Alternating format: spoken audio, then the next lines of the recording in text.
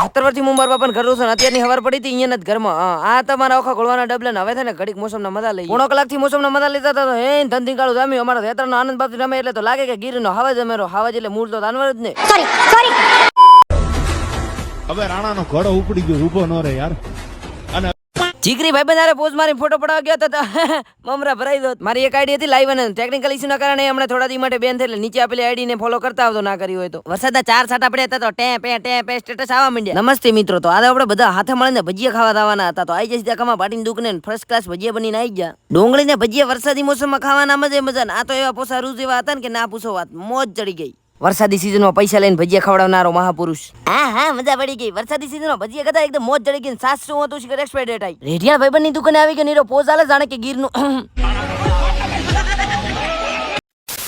કરોડો વર્ષો પછી નાઈ ધોઈને દુકાનના મોટા શેઠ આવી ગયા. આ જો આ ભાઈના ફોન માંથી ફોલો ટપકા લીધું. તમે કરી લ્યો. જમવા બેઠા સાસમાં બદામ નાખી કોઈને ખબર ન પડી. અમારા ગામના કન્વરસિંહ ને જયભાઈ બેઠા હોય તો લાગે જેસલમેરના રણના સિંહ બેઠા.